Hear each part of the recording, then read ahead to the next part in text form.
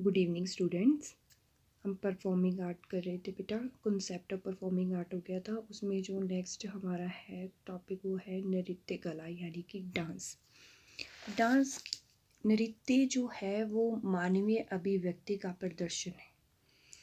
वही बात आती है, मैं पहले भी क्लास में बता चुकी हूँ, जो जब हम नृत्य करते हैं ना, खुशी में नृत्य होता है। कई बार लोग अपने दुख को अभिव्यक्त करने के लिए नृत्य करते हैं। ठीक है, उससे कहने का मतलब है कि गुस्सा को उतारने के लिए, गुस्सा ख़त्म करने के लिए नृत्य करते। कोई अपनी खुशी से करता है, कोई अपनी भावनाओं को अभिव्यक्ति के द्वारा, डांस के द्वारा अभिव्यक्त करता है। यह एक ऐसा सर्वभूमि कला है जिसका जन्म मानव जीवन के साथ हुआ है। ठीक है, अब ये जो डांस होता है ना, आप लोगों ने देखा होगा, जब छोटे छोटे बच्चे होते हैं उनको कोई सिखाने वाला नहीं होता है, लेकिन जैसे ही अगर बच्चा 6-7 महीने का होता है तो वो हाथ पाँव मारने शुरू कर देता है। तो देख के बड़ा अच्छा लगता है कि हाँ, बच्चा डांस करे, तो हमें वो बहुत अच्छा लगता है कि वो जो स्टेप्स वो करते, उनको कोई सिखाता नहीं है, वो उनके अंदर की कला है जो जीवन में उनके साथ ही आई है। ठीक है, देखा होगा बेटा, हर एक व्यक्ति डांस कर लेता है, हर एक व्यक्ति। बट कई लोग ऐसे होते हैं जो डांस है बहुत अच्छा करते हैं। कई ऐसे होते हैं कि अब जैसे हमारे जो दादा दादी थे या मम्मी पापा हैं, तो इन लोगों को डांस सिखाने की ज़रूरत नहीं पड़ी। ये ट्रेडिशनल है जो उन्होंने हमने अपने बचपन से अभी तक देखते आए हैं। जैसे अब आपकी डांस फॉर्म की बात करें, अगर यहाँ पर नाटी की जाती है तो नाटी देखो छोटे छोटे बच्चे भी कर लेते हैं। तो ये चीज़ है वो हमारी घर से स्टार्ट होती है, घर से शुरू होती है। हम धीरे धीरे धीरे धीरे उस चीज़ों को सीखते हैं। जो डांस फॉर्म है, जब मानव अपने हृदय के आवेग को अपने अंग प्रत्यंग की सहायता से प्रकट करता है, अभिव्यक्त करता है, तो उस कला को हम नृत्य कहते हैं। ठीक है, सुसंबद्ध लय और संगीत के साथ जो अकेले ही, ये जो डांस होता है वो संगीत के साथ अकेले भी हो जाता है और सहयोगी के साथ भी, ग्रुप डांस भी हम करते हैं। जैसे कि आपके यहाँ नाटी होती है, ग्रुप में होती है, गिद्दा होता है, भांगड़ा होता है, गरबा होता है, लावनी होती है। ये सारी चीज़ें क्या होती हैं, ग्रुप में होती हैं, सिंगल भी होती हैं, लेकिन ये हम अपने संगी साथियों के साथ भी कर सकते हैं। अब नृत्य की बात करें, जो नृत्य है वो सिंधु घाटी से चला आ रहा है। अब सिंधु घाटी में जो हमें मूर्तियाँ मिली हैं, वो नृत्य मूर्तियाँ मिली हैं नृत्य करते हुए, यानी कि नृत्य मुद्राओं की वो अभिव्यक्त करती हुई जो मूर्तियाँ हमें मिली हैं, उनके उस समय भी कह लो कि ऐतिहासिक कला में नृत्य कला का चलन था। ठीक है, उस टाइम भी लोग नाचते गाते होंगे। और जो हमारे भारत की पौराणिक गाथा में नटराज शिव का वर्णन मिलता है। आप लोगों ने देखा होगा कि जो भी, जैसे कोई भी डांस फॉर्म होती है, जब भी हम कहीं डांस सीखने जाएं या कुछ, तो जो वो म्यूजिक मास्टर होता है उन्होंने नटराज की मूर्ति जरूर रखी होती है। ठीक है ना, जो ये नटराज हैं वो शिव का वर्णन करते हैं। इस नृत्य कला में जो नटराज शिव ने 108 विभिन्न तरह के नृत्यों का आविष्कार किया था। ठीक है, जो ये 8 कलाएँ आई हैं, इसमें भगवान शिव ने नटराज में 108 कलाओं का निर्माण किया था, और इन जिनमें से जो तांडव नृत्य है वो बहुत प्रमुख माना गया था। नटराज शिव के तांडव नृत्य के कारण ही प्रवृत्ति काल में एक महाकाल की मूर्ति कल्पित हुई थी। ठीक है बेटा, और नृत्य के विकास उसकी देन माना जाता है। जब प्राचीनता की बात हुई थी, वैदिक काल में भी इसको माना गया। ठीक है, फिर मध्यकाल आया, उसमें भी नृत्य कला कम था, लेकिन वहाँ फिर वो जो राजे महाराजे डांस का बहुत शौकीन होते थे, नृत्य करवाते थे। ठीक है, और फिर थोड़ा थोड़ा उसमें सुधार आने लगा नृत्य में। फिर उसके बाद मुस्लिम काल में भी जो लोग थे नृत्य को शौक और मनोरंजन प्रदान करने के साधन मात्र मानते थे, और जो नृत्य कला है समाज में उचित स्थान मिलना कठिन हो गया था, क्योंकि जो उस टाइम का जो डांस फॉर्म था, वो जो लेडीज़ होती थी ना, वो राजे महाराजों के सामने नाचती होती थी। आपने देखा होगा कभी टीवी में, वो महफिल टाइप होती थी, कट्टरपंथी थे, मुसलमान भी थे, तो ये जो क्या होते थे, अपने मनोरंजन का इसको एक साधन मानते थे। ठीक है बेटा, और आज के, हाँ, हम अभी की बात करें, जो हमारे अब की जो डांस फॉर्म है वो अलग अलग तरह की, हर एक प्रदेश का अपना अपनी डांस फॉर्म है। ठीक है बेटा। और इन डांस फॉर्म के बारे में हम बात करेंगे। भारत के जो प्रमुख भारतीय नृत्य हैं, ठीक है, उनमें से कौन कौन से हैं? सबसे पहले भरतनाट्यम। भरतनाट्यम का आपने नाम सुना होगा। जो भरतनाट्यम है वो तमिलनाडु का प्रमुख शास्त्रीय नृत्य है, ठीक है।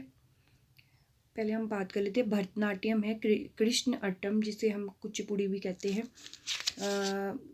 सॉरी कथकली का नाम भी दिया जाता है, लावनी है, गढ़वाली नृत्य, राउ नृत्य, डांडिया नृत्य, चट्टा नृत्य यानी गिद्दा और गरबा नृत्य, ठीक है। सबसे पहले हम बात करेंगे भरतनाट्यम की।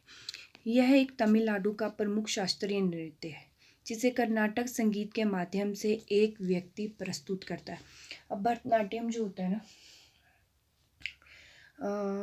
इस पे जो भरतनाट्यम का म्यूज़िक होता है इसमें लोग अपने भावों के द्वारा, जैसे फेस के इम्प्रेशंस के द्वारा अपने भावों को व्यक्त करते हैं।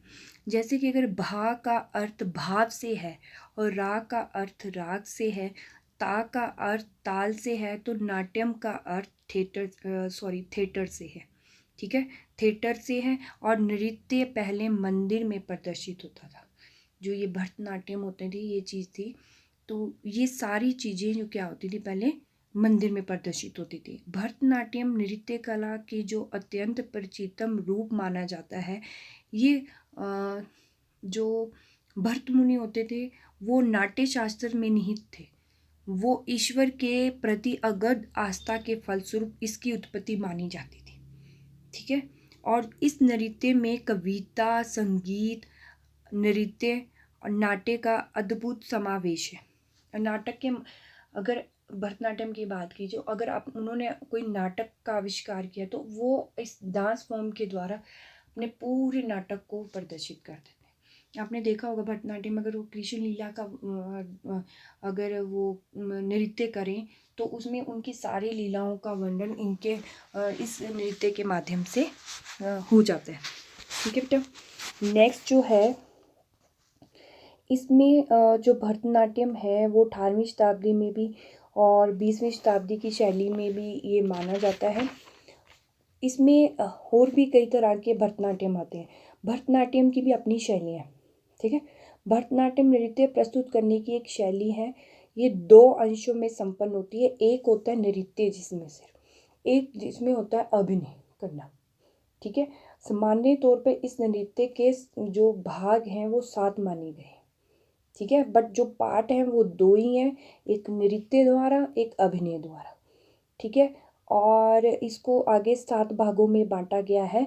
अलप रूप भी माना गया है, जिसका अर्थ होता है वंदना करना। वंदना के द्वारा जो नृत्य की होती है वो अपने आराध्य की आराधना करके नृत्य प्रारंभ करती है, जिसके शब्द का शाब्दिक अर्थ होता है, मान लो कली से फूल खिलने से भी लगाया जाता है। और ये कविता के माध्यम यानी कि छंद माने जाते हैं इसमें, ठीक है। नेक्स्ट आएगा जाति स्वरूपम स्वर सम्मिश्रण के रूप में विख्यात। इस नृत्य में अंग मुद्राओं द्वारा अपना नृत्य प्रदर्शित किया जाता है, यानी कि जो प्रदर्शन होता है वह स्वर व ताल के माध्यम से ये किया जाता है। अगर शब्द की बात की जाए तो इसमें नृत्य में ईश्वर की प्रार्थना हेतु काव्य गान किए जाते हैं। तो उन शैली में बहुविचित्र नृत्य इस माध्यम से नाट्य भावों को प्रकट किया जाता है, ठीक है बेटा। इसमें भी प्रमुख कलाकार जो होते हैं, फेमस भरतनाट्यम रंगमंच की जो प्रसिद्ध नर्तकियां हैं, कृष्ण मूर्ति है, हेमा मालिनी, विजयंती माला, स्वपन सुंदरी, कमला, ये जो जितनी भी ये जो प्रसिद्ध नर्तकियां इनको भरतनाट्यम के प्रसिद्ध नर्तकियां माना गया है। और जो रामनी कृष्ण मूर्ति है इन नर्तकियों में से एक है। और जो भरतनाट्यम है, कुचिपुड़ी है, ये नृत्य धाराओं का संगम माना जाता है, यानी कि इन्हीं का ही वो एक पार्ट माना जाता है, ठीक है बेटा। ये तो भरतनाट्यम है, यानी कि ये 2 शैलियों में व्यक्त होता है। सिंपल सी बात है, नृत्य द्वारा और अभिनय द्वारा, ठीक है बेटा। और जो जैसे कि अब जो अगर प्रसिद्ध भरतनाट्यम कलाकारों की बात करें तो इसमें बहुत सारे हैं जो हमारे फिल्म इंडस्ट्री में से ही हैं, जो कि जिनको यानी कि ये अपनी भरतनाट्यम के द्वारा अपने भावों को व्यक्त करते थे। माधुरी दीक्षित को भी भरतनाट्यम आता है, ठीक है ना। ऐसे हेमा मालिनी जी हैं, वैजयंती माला है, ये सभी यानी कि क्या थी, प्रसिद्ध नृत्यकियों में से एक मानी जाती थी जो मंच करती थी, ठीक है। अब कृष्ण नेक्स्ट जो है हमारा कृष्ण अट्टम की अगर हम बात करें तो जो ये नृत्य है इसका जो विधान है लगातार 8 रातों में भगवान श्री कृष्ण के द्वारा चित्रण के साथ प्रस्तुत किया जाता है। इसको हम जो कृष्ण अट्टम के नाम से नहीं, कथकली के नाम से थोड़ा जानते हैं, क्योंकि जो ये फॉर्म है वो उनसे थोड़ी मिलती जुलती है। जो ये कला शैली है नृत्य की, ये इसकी जो शैली है वो कथकली की तर्ज से थोड़ी मिलती है, ठीक है। नेक्स्ट है लावनी। ये जो लावनी है वो महाराष्ट्र की प्रसिद्ध लोक नृत्य माना जाता है। ये तो आप लोगों ने भी देखा होगा, क्योंकि आज डांस इंडिया डांस जैसे प्लेटफॉर्म पे ऐसे लोग आते हैं जो लावनी प्रस्तुत करते हैं, ठीक है।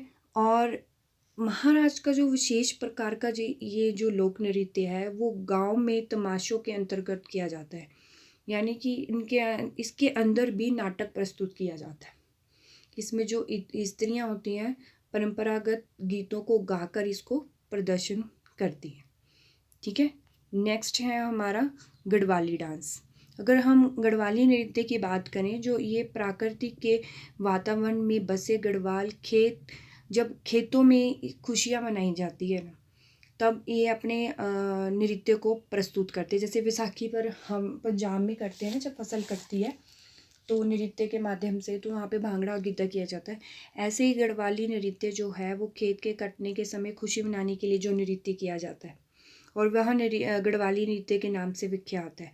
और इस नृत्य में सामूहिक आनंद प्रदान करने वाला होता है, ठीक है। ये भी ग्रुप में होता है। नेक्स्ट जो है वो है गिद्धा। गिद्धा ये पंजाब की एक यानी कि जो डांस फॉर्म है, ये नृत्य उत्तर प्रदेश का लोक नृत्य है। इसमें स्त्रियां भी जो गिद्धा वो स्त्रियां करती हैं, लेकिन इसमें आप जो पुरुष का भी यानी कि पार्ट माना जाता है, और वो दोनों मिलकर इस नृत्य को करते हैं। और नृत्य की जो गति है जो स्टार्टिंग में बहुत स्लो होती है, यानी कि बोली के द्वारा शुरू होती है, तो बोली में वो धीरे धीरे फॉर्म यूज़ की जाती है, और बाद में जो इसकी तर्ज है वो बहुत तेज हो जाती है, ठीक है बेटा। नेक्स्ट है डांडिया नृत्य। ये गुजरात का प्रसिद्ध नृत्य है। इस नृत्य में जो स्त्रियां हैं अपने हाथों में छोटे छोटे रंग बिरंगे डांडिया लेकर गोल में डांडिया करते हैं, ठीक है। और ये नवरात्रों के समय किया जाता है, जब 9 देवियों के नवरात्र होते हैं, उनमें लास्ट जो नाइट होती है उसमें डांडिया रखा जाता है, और ये अलग अलग घेरा बनाकर परस्पर डंडे बजाते हैं। यानी कि इनकी जो ये डांस फॉर्म है ये गुजरात का प्रांत का सबसे फेमस है, लेकिन ये आजकल हमारे शहरों में भी मनाया जाता है। इसमें कॉम्पिटिशन्स रखे जाते हैं डांडिया के ऊपर, स्कूलों में ये फॉर्म करवाई जाती है, ठीक है। नेक्स्ट जो ये तो थे हमारे डांस फॉर्म्स, ठीक है बेटा। और भारत के जो विभिन्न राज्यों के प्रमुख लोक नृत्यों की अगर बात करें, जैसे अब लोक नृत्य होगी जहाँ जैसे कि जिन राज्यों के वो प्रमुख हैं, जैसे हमारे शिमला है, शिमला में भी कई है, रोहू का अपना है, चंबा का है, आई थिंक और भी हैं कई एक दो डांस। वैसे ही ये राज्य के जो डांस है वो है झूमरी नृत्य, थाली नृत्य, होली का नृत्य, दीपक नृत्य और भांगड़ा, ठीक है। जो ये जो नृत्य है ये जो आसाम राज्य ये आसाम राज्य में प्रचलित है, और इस नृत्य में उन ग्वालों की व्याथा का वर्णन किया जाता है जब उनकी पत्नियां कृष्ण के साथ रास करने चली जाती हैं, और यह नृत्य 3 भागों में यानी कि वो 3 भागों में इसको अपनी अभिव्यक्त करते हैं। थाली नृत्य है। थाली पर खड़े होकर नृत्य की परंपरा हमारे यहाँ बहुत पुरानी है। ये आपने देखा होगा राजस्थान में, ये चीज़ राजस्थान में फेमस है, उत्तर प्रदेश की, ठीक है। राजस्थान में आप देखा होगा थाली पे नाचते हैं, गिलास उल्टा रख के नाचते हैं, सिर पर मटका रख के और कीलों के ऊपर। ये जो जितनी भी सारी फॉर्म्स हैं ये राजस्थान में होती हैं। और थाली पर खड़े होकर पैरों का भार एक साथ रखना और शरीर को संभालते हुए वह घूम घूम कर इस नृत्य को करती हैं। होली नृत्य की अगर बात करें तो ये लोक नृत्य होली के अवसर पर ही किया जाता है। और ये जो लोक नृत्य किया जाता है होलिका दहन पर, ये राजस्थान, लठमार होली होती है ना, तो लठमार ये राजस्थान में मनाई जाती है। गुजरात, महाराष्ट्र, पंजाब, उत्तर प्रदेश में विशेष रूप से बहुत प्रचलित मानी गई है। दीपक नृत्य की अगर हम बात करें, ये गुजरात प्रांत में नवरात्रों के पर्व पर मनाया जाता है। और दीपक नृत्य, इसमें स्त्रियां क्या करती हैं, छिद्रों वाले घट में दीपक जलाते हैं और हाथ में लेके इसका डांस करते हो। और जिस पर सिर या थाली में रखकर नृत्य के विभिन्न, देखा होगा आप लोगों ने, वो घड़ा रखती हैं और उसके आसपास दिए जलाते हैं या फिर अपने हाथों के ऊपर रख के वो डांस करती हैं।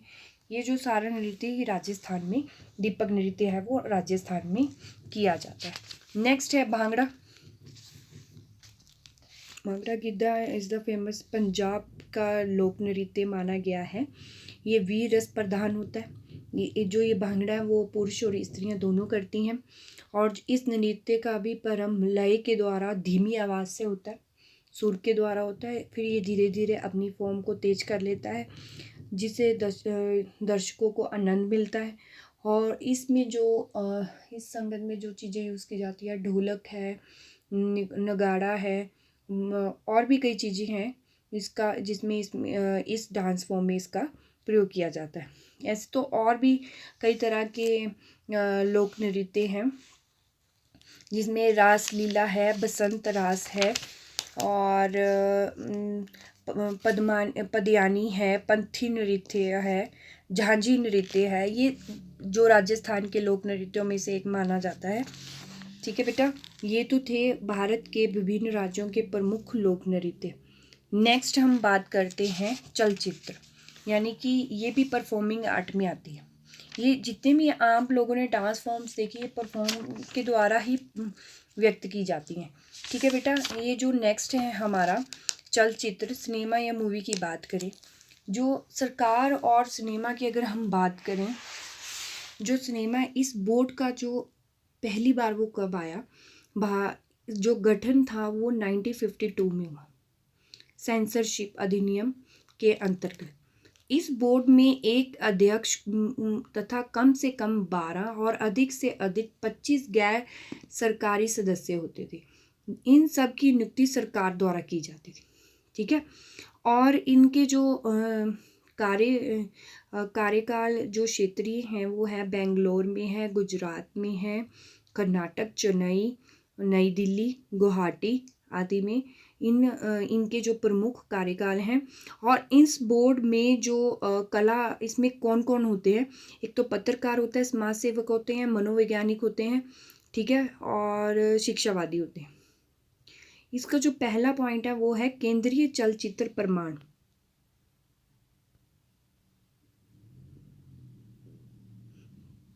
बोर्ड, यानी कि फिल्म सेंसरशिप।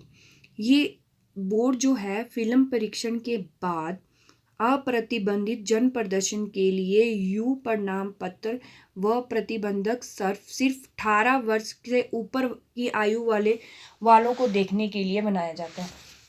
जो ये फिल्म सेंसरशिप है ना, ये वो होती है, जैसे बेटा जब फिल्म बनती है ना, वो डायरेक्ट नहीं आती है। पहले इस फिल्म को कि वो जो फिल्म है वो जनता के देखने लायक तो है, बट उसमें भी एज लिमिट होती है। ठीक है, अब जैसे कि हम अगर सिनेमा देखने जाते हैं तो वैसे तो प्रमोशंस पहले ही हो जाते हैं, उनकी जो फिल्म की कुछ झलकियाँ पहले ही दिखाने लग जाते हैं, उसमें पता चल जाता है कि फ़िल्म देखने लायक है कि नहीं। तो उसमें ऐसा होता है ना, केवल कोई फ़िल्म मान लो देखने लायक नहीं होती है, तो उसमें वो जो लोग जो होते हैं फैमिली के साथ आते हैं, उसमें बच्चे भी होते हैं, तो अगर वो थिएटर में उस चीज़ को लगाते हैं तो उसका जो असर होता है वो बच्चों के भी होता है और बड़ों के ऊपर भी होता है। तो जो ये फिल्म सेंसरशिप है, ये पहले जब फिल्म बनती है उसके बाद फिल्म सेंसरशिप के द्वारा इसको प्रमाण पत्र मिलता है, ठीक है। इसको यू प्रमाण पत्र कहते हैं। इसमें फिर ये लिखा होता है, जैसे कि आपने कई बार कोई वीडियोस देखी होगी, उसमें लिखा होगा कि कई बार आता है कि ये 18 वर्ष से ऊपर के बच्चों को के लिए नहीं है, या फिर नीचे के बच्चों के लिए नहीं है, ऐसा कुछ भी, ठीक है। ये तब प्रमाणित होती है, इसको तब प्रमाण मिलता है जब इसको ए प्रमाण पत्र देते हैं। यू प्रमाण पत्र में प्रतिबंधित सिर्फ 18 वर्ष से आयु वाले लोगों को देखने के लिए है। और जो ए प्रमाण पत्र होता है, इसमें फिल्म का कोई भी भाग देश के हित या सुरक्षा, विदेशों के साथ मैत्रीपूर्ण संबंध, अनुशासन, शिष्टाचार, नैतिकता के विरुद्ध हो।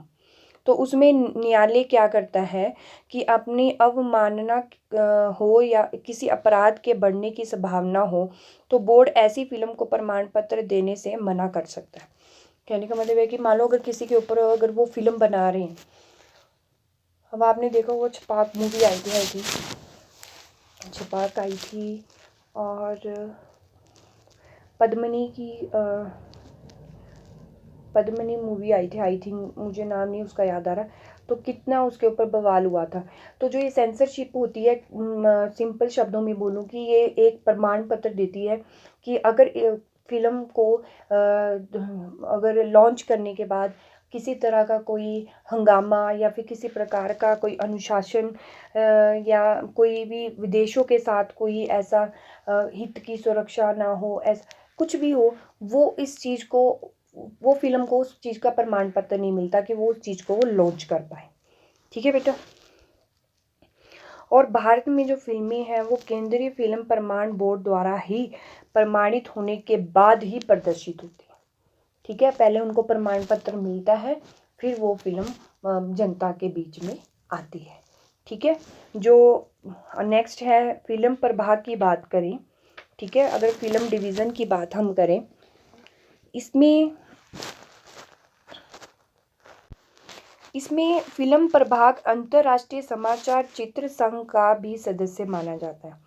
इस संघ में क्या होता है, जो सदस्य होते हैं वो देश से अंतर्राष्ट्रीय महत्व के समाचार प्राप्त करने में उन्हें मदद करता है, ठीक है। जो इंटरनेशनल न्यूज़ होती हैं या कुछ ऐसी खबरें होती हैं, कुछ कोई भी न्यूज़ होती है, तो वो ये जो संघ है इसके द्वारा उस समाचार को प्राप्त किया जाता है।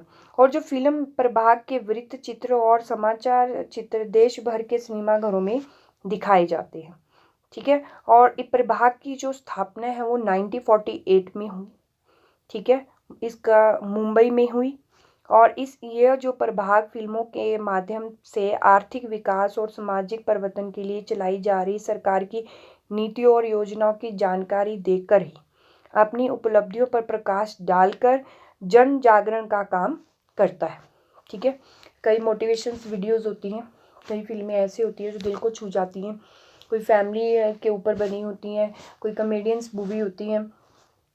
ये सारी चीज़ें जो होती हैं ये समाज को और आर्थिक विकास के माध्यम से बनाई जाती हैं, ठीक है। और इन प्रभाव द्वारा अनेक जो भाषाएं हैं, धर्म हैं वाले जो समाज में एकता लाने वाली लघु फिल्में बनाते हैं, ठीक है ना। छोटी छोटी शॉर्ट्स फिल्म बनाई जाती है ना, जिसमें जात पात को दूर करने के लिए या फिर कोई ऐसा उन्होंने कोई ऐसा यानी कि कोई संदेश देना है, तो वो फिल्म के माध्यम से दिया जा सकता है, ठीक है। अब जैसे छपाक मूवी में बताया था ना, उन्होंने जो एसिड अटैक हुआ उसमें उस लड़की, हमें नहीं पता, बस हमने सिर्फ न्यूज़ सुनी कि उस लड़की के ऊपर अटैक हुआ, लेकिन उस लड़की ने अटैक के बाद अपनी जीवन में क्या क्या सर्वाइव किया और कैसे किया, उसको क्या क्या सहन करना पड़ा, कैसे उसको जनता के बीच में वो कैसे आई, ये सारी चीज़ें उन्होंने फिल्म के माध्यम से बताई ताकि लोग भी अवेयर हुए इस बात के लिए कि उनसे वो हीन भावना नहीं उनसे रखनी चाहिए और ऐसे लोगों को ज़रूर सज़ा मिलनी चाहिए, ठीक है बेटा। और फिल्म जो परिभाग है उसमें विदेशी दर्शकों के लिए भी फिल्म का निर्माण करते थे। यानी कि जो फिल्म इंडिया में भी बनती थी और विदेशों में भी बनती थी। आपने देखा होगा जो बीच में जो कुछ सीन्स ऐसे होते हैं जो कुछ इंडिया में शूट किए होते हैं और कुछ बाहर फॉरेन वगैरह में शूट किए होते हैं, ये इसमें फिल्म प्रभाग में आएगा। नेक्स्ट है राष्ट्रीय बाल व युवा फिल्म केंद्र, national children and youth film centre की अगर हम बात करें तो ये जो केंद्र है बच्चों की फिल्म का निर्माण करता है। कार्यभार जो प्रदर्शन का कार्यभार उनको संभालता है। साथ ही हर 2 वर्ष पर होने वाले अंतर्राष्ट्रीय बाल फिल्म समारोह का भी आयोजन करवाता है, जिसमें छोटे छोटे बच्चे उसमें पार्टिसिपेट करते हैं। जैसे जो फिल्म में बाल कलाकार होते हैं वो जो फिल्म्स करते हैं, उन बाल कलाकारों की जो मूल धारिता होती है मनोरंजन उपलब्ध करवाने के उद्देश्य से होती है। ठीक है। 1955 में भारत सरकार ने बाल चित्र समिति बनाई थी। 1955 में उन्होंने एक ऐसी समिति बनाई थी जो छोटे बच्चों के लिए थी, जिसमें छोटे बच्चे भी अपना अभिनय दिखा सकते थे। और इसके कार्य क्षेत्र का विस्तार करते हुए उन्होंने युवाओं को भी उसमें सम्मिलित कर लिया धीरे धीरे। फिर 1992 में समिति का नाम बदलकर राष्ट्रीय बाल तथा युवा केंद्र रख दिया गया। ठीक है। फिल्म और दूरदर्शन सह निर्माण की अगर हम बात करें, निगम ने फिल्म तथा टेलीविज़न को प्रोडक्शन के लिए निगम ने निर्देशित फिल्म गांधी के साथ सह निर्माण कार्यक्रम का उद्घाटन किया। यानी कि जो ये फिल्म है 1983 ईस्वी में 8 ऑस्कर लेकर विश्व भर में विभिन्न पुरस्कार इस मूवी ने जीते थे, क्योंकि ये गांधी के ऊपर बनी थी। उस टाइम हमारा देश आज़ाद हुआ था, उन्होंने क्या क्या किया, कैसे कैसे स्ट्रगल किए, ये ऐसी मूवी बनी। और ये फिल्म का सर्वश्रेष्ठ पुरस्कार मिला जो एक्टर्स थे, और उन्हें 8 ऑस्कर मिले थे। ठीक है। और इन फिल्मों को निगम ने फ्रांस में एक सरकारी उपक्रम के साथ मिलकर 7 भागों वाले टीवी श्रृंखला का भी निर्माण किया। जर्मनी वालों के साथ मिलकर फ्रांसीसी भाषाओं से पहले प्रसारित किया जा चुका है। इसमें फिर ट्रांसलेशन होती थी, उसमें पहले उन्होंने फ्रांस के साथ अगर ओपन किया था तो फ्रांस और जापान के साथ पहले उन्होंने काम किया। फिर राष्ट्रीय फिल्म विकास निगम ने विदेशों में दूरदर्शन और फिल्म प्रभाग के सहयोग से दूरदर्शन के लिए फिल्म निर्माण की योजना बनाई। कि जो पहले जो टीवी में आया जो यानी कि जो चैनल विकसित हुआ, उसमें वो उन्होंने पहले ये कार्य फ्रांस और जर्मनी के साथ किया। फिर धीरे धीरे उन्होंने अपना चैनल बनाया इंडिया वालों ने, दूरदर्शन। ठीक है। फिर आए राष्ट्रीय फिल्म विकास निगम की अगर हम बात करें तो ये निगम विषय वस्तु गुणात्मक निर्माण मूल्य की दृष्टि से देखा जाता था। इसमें क्या होता है, कम बजट की फिल्मों की अवधारणा को बढ़ावा देता था। ठीक है। इसमें जो फिल्म का जो बजट होता था वो कम होता था, और अच्छी फिल्मों के लिए वृत्ति की व्यवस्था करना, फिल्म का निर्माण करना निगम की जो गतिविधियां होती थी। अब जो फिल्म बनाते हैं तो ये किसी न किसी प्रोडक्शन से पैसा उठाते हैं। ठीक है।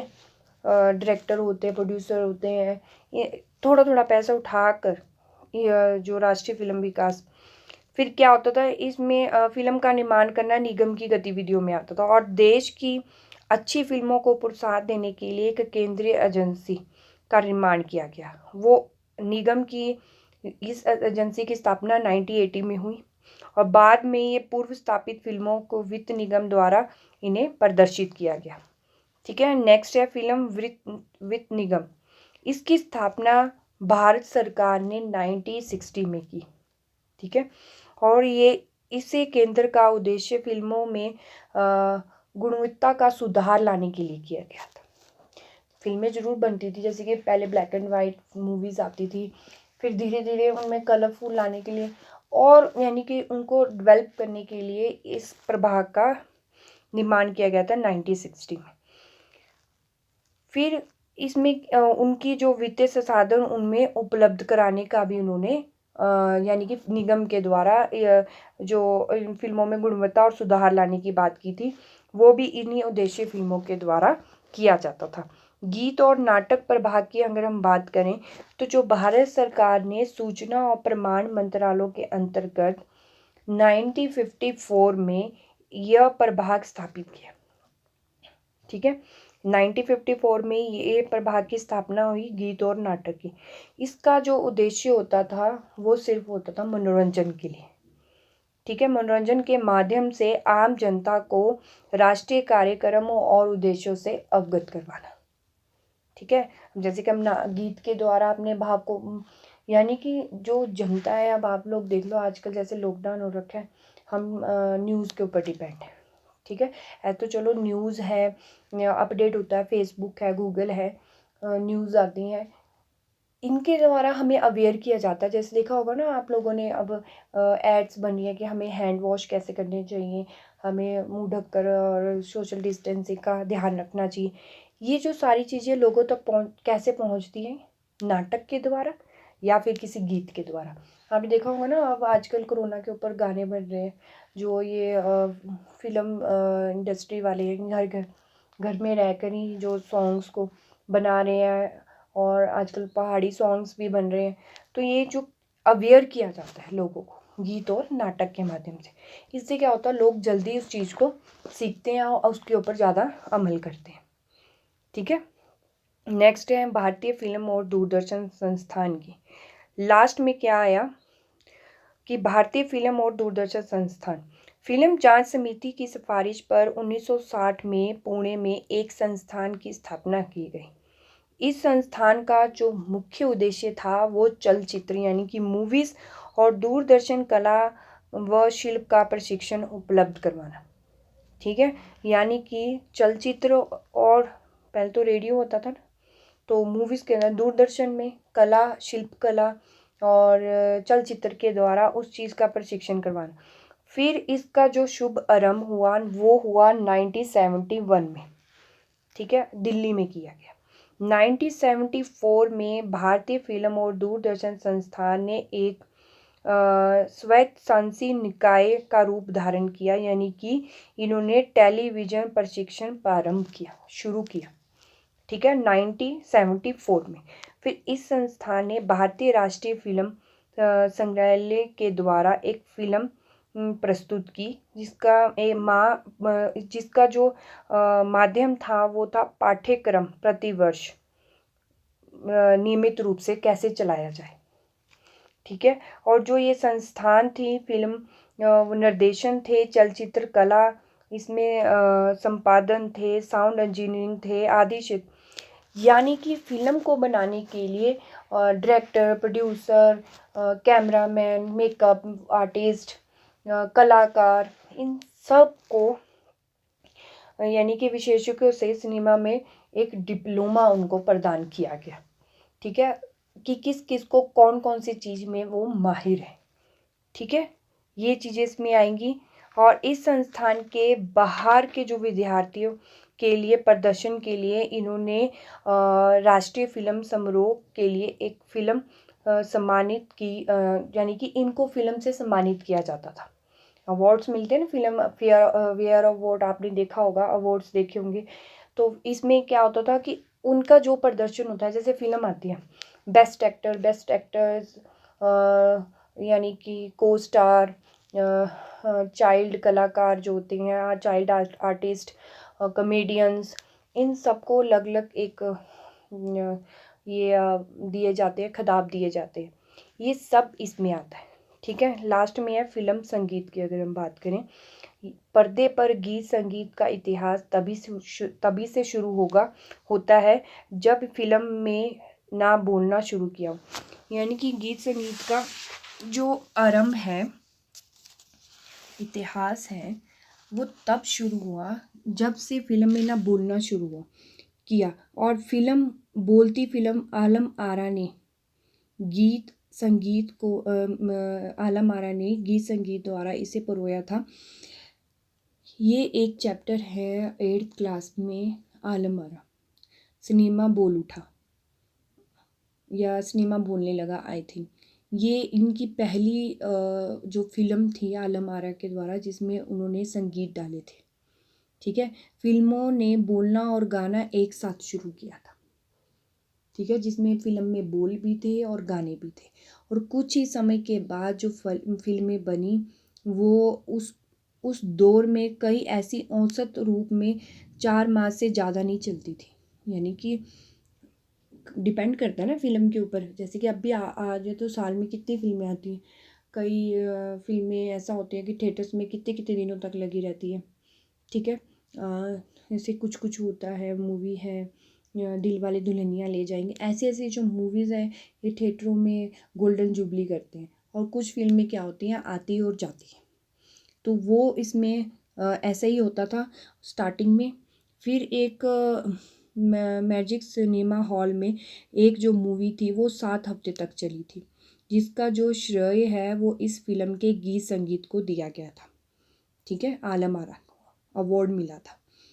ठीक है, जो पहली बोलती फिल्म बनाई गई थी जिसमें बोल भी थे और गीत भी थे। ठीक है बेटा, ये तो है चलचित्र सिनेमा। नेक्स्ट है हमारा संगीत और नाटक की अगर हम बात करें, म्यूज़िक एंड ड्रामा। संगीत क्या है? संगीत भी हमारे यहाँ पे इनकी भी अलग अलग फॉर्म्स हैं। शिक्षा में संगीत, रंगमंच और नृत्य एक ऐसी कलाएं हैं जो दुनिया के हर कोने में पाई जाती हैं। ठीक है बेटा, इन तीनों का आपस में बहुत गहरा संबंध है, संगीत का, रंगमंच का और नृत्य का। ये तीनों कलाएं अपने स्वभाव के अनुसार विकसित होती हैं। ठीक है, और संगीत और नृत्य का जो प्रयोग है वो नाटकीय पेशकारी का अलग हमेशा ही रहा है। यानी कि जो संगीत और नृत्य है, नाटक के माध्यम से भी नृत्य को प्रस्तुत किया जाता है ना, और संगीत के माध्यम से भी। तो नाटकीय पेशकारी के समय जो संगीत को 2 भागों में बांटा गया था, एक था ड्रामा म्यूजिक, ठीक है, एक नाटकीय संगीत और दूसरा था घटनात्मक संगीत। ठीक है, नाटकीय संगीत क्या होता था? ये एक वंगी संगीत है जो नाटक के लिखित भाग का हिस्सा होता था। ये जो नाटक में लिखा जाता था ना वो नृत्य के द्वारा प्रस्तुत किया जाता था। और इस संगीत का जो प्रयोग है वो पेशकारी के समय करना पड़ता था। पेशकारी का मतलब होता है कि इसका जो प्रयोग है वह सिर्फ प्रेजेंट लाइव उस चीज़ को हमें पेश करना होता था।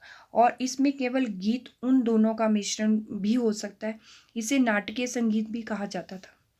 और जो नाटकीय संगीत में ज़्यादा तोड़फोड़ नहीं की जाती थी।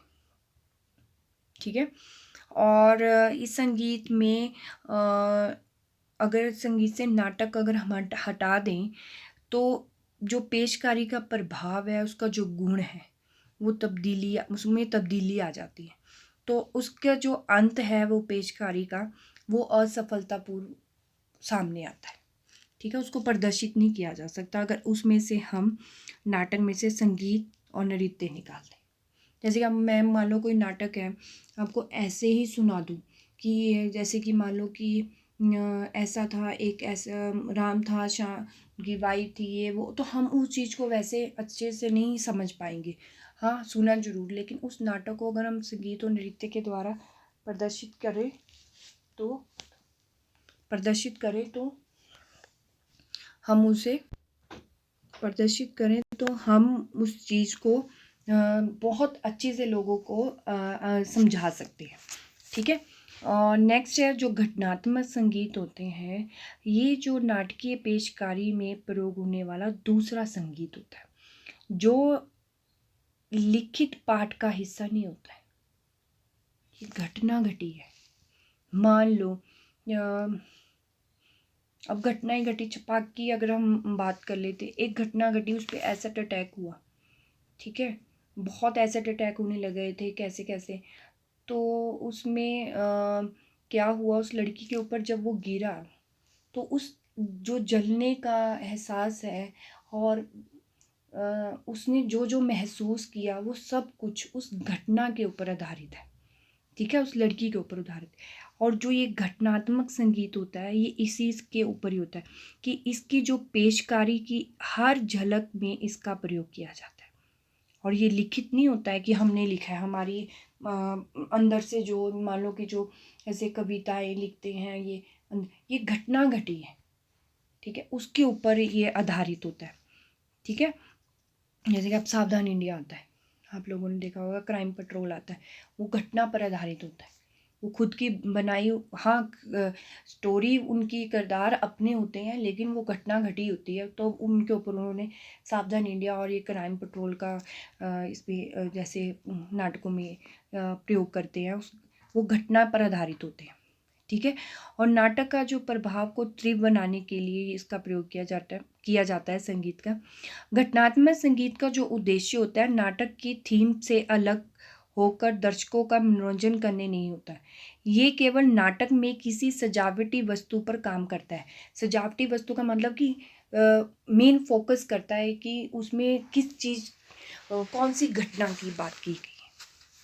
ठीक है बेटा, ये थे हमारे संगीत और नाटक, यानी कि म्यूज़िक एंड ड्रामा, नाटकीय संगीत, ड्रामा म्यूज़िक और घटनात्मक संगीत। नेक्स्ट जो हमारा है रंगमंच। अब थिएटर की भी इसमें बात आएगी। परफॉर्मिंग आर्ट में सबसे पहले थिएटर ही आया, थिएटर के माध्यम से ही लोग धीरे धीरे इसमें भी दो ही चीज़ें आती हैं, नाटक को वो पेश करते थे किरदारों के माध्यम से। ठीक है, जैसे हमारे यहाँ गेटी थिएटर है शिमला में फेमस, तो यहाँ पे थिएटर किए जाते हैं, बाहर से आते हैं लोग, यहीं के होते हैं, तो वो अपनी थिएटर के माध्यम से उस घटना को व्यक्त करते हैं। जैसे मान लो कि जैसे कि ये बेटी बचाओ है, ठीक है, बेटी जो ये पहले ही गर्भ में हत्या कर दी जाती थी, उनके ऊपर नाटक बनते थे, थिएटर किए जाते थे, ये लोगों को अवेयर करवाया जाता था। ठीक है। ऐतिहासिक दृष्टि से अगर भारत की बात करें तो जो शास्त्रीय रंगमंच है वो लोक रंगमंच की धारा के रूप में प्रदर्शित होता है। ठीक है, लोगों के सामने। और भारतीय रंगमंच की जो बात है वो आंतरिक और बाहरी तौर पर काफ़ी प्रभावित करती है। जो थिएटर है वो इंटरनल और एक्सटर्नल दोनों तरफ से हमें प्रभावित करती है।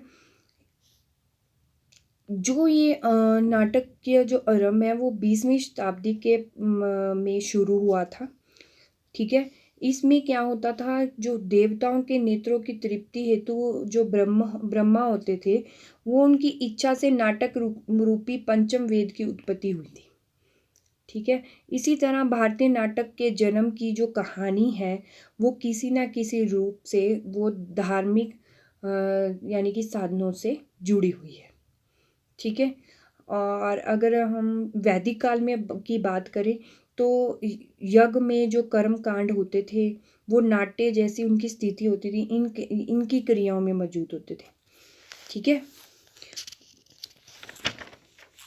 नाटक जो है वो हमारी संस्कृति रंगमंच की बात करते हैं तो संस्कृति के जो प्रथम में भरत मुनि ने नाट्य शास्त्र नाटक के संबंध में कुछ दिशा निर्देश देते हैं। वो बताते हैं कि जो नाटक पहले से ही विद्यमान की विद्या थी। ठीक है, नाटककारों में जो भास थे, कालिदास थे, विशाख दत्ते, भवभूत थे, ये सब इनमें उल्लेखनीय माने जाते हैं। इन सब लोगों ने थिएटर किए। अब इन्होंने जो अगर हम हिंदी में इन लोगों की अगर कविताएं पढ़ें, थिएटर्स पढ़ें तो वो दिल को छूने वाली होती हैं। ठीक है, इनका जो मंचन के समय ध्यान रखा भारत के जो नाटक होते थे उनका संबंध होता था दिशा निर्देश के द्वारा। वो अपने रंगमंच में दिशा निर्देश का प्रयोग करते थे, जिसमें वो नहाना, श्रृंगार करना, सोना, आलिंगन, जल क्रीड़ा आदि कृत्य मंचन के द्वारा अशोभनीय माने जाते थे। फिर मृत्यु और हिंसक युद्ध का भी उन्होंने वर्णन किया है। ठीक है, नाटक में कई नायकों, खलनायकों का प्रयोग किया है। ठीक है, अब जैसे कि एक्टर्स होते थे और जो बीच में खलनायक होते थे, उन सब का इन्होंने बखूबी भूमिकाएं निभाई हैं अपने रंगमंच में।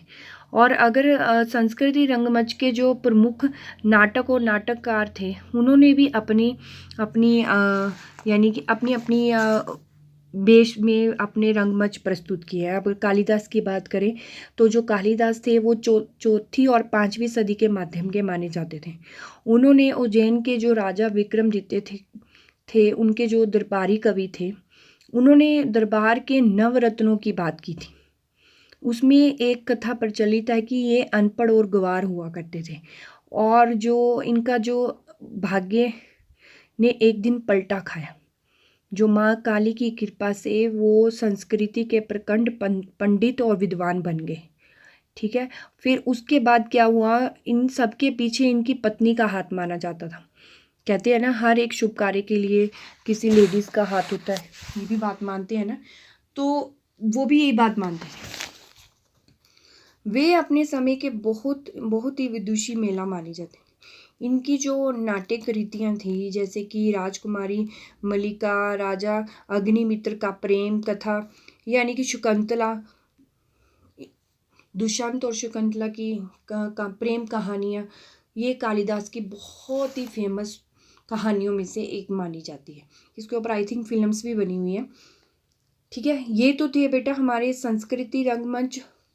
ठीक है, और अगर हम आधुनिक रंगमंच की बात करें तो इसमें आते हैं पंजाबी उर्दू रंगमंच, गुजराती रंगमंच। ठीक है, इसमें फिर आधुनिक में आगे की इनकी जो भाषाएं हैं वो सीमाओं को लांघ कर बाहर निकलने लगे। ठीक है, फिर इसमें जो आए शीला भाटिया, बलवंत गार्गी, करतार सिंह, नीलम मान सिंह चौधरी, हरचरण सिंह, ऐसे ऐसे फेमस जो नाटककार इसमें आए, सीडी सिद्धू, ये विशेष इन लोगों ने रंगमंच के ऊपर विशेष योगदान दिया। और गुजराती रंगमंच आएंगे, इसमें बंगाली आएंगे, मराठी रंगमंच आएंगे।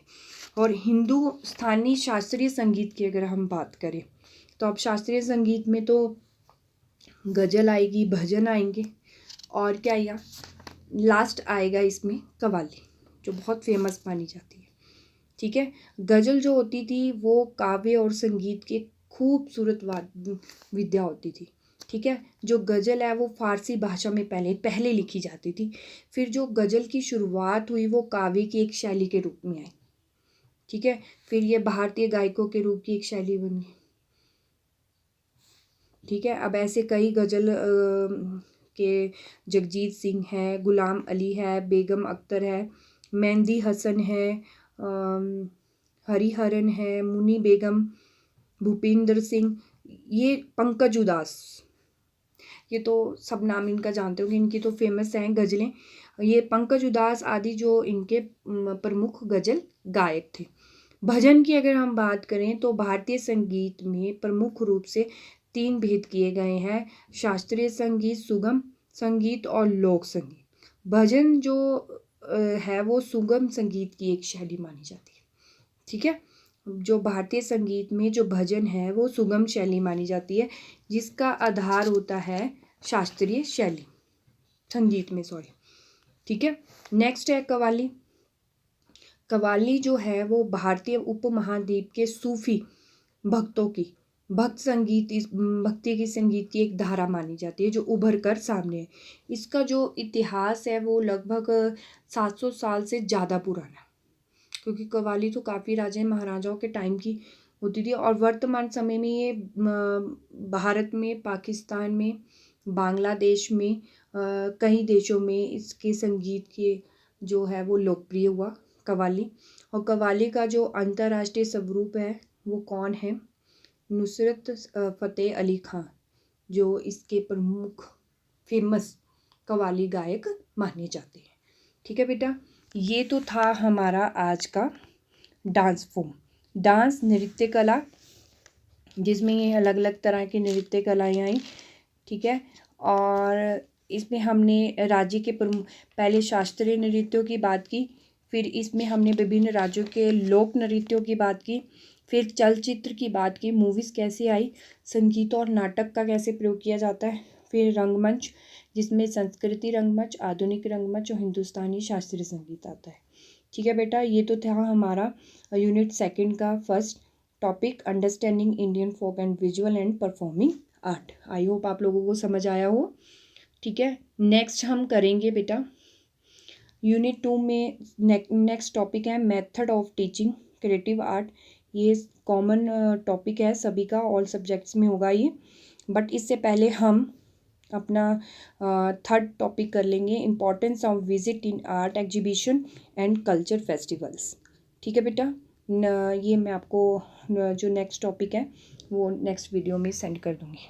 थैंक यू बेटा, हैव अ नाइस डे।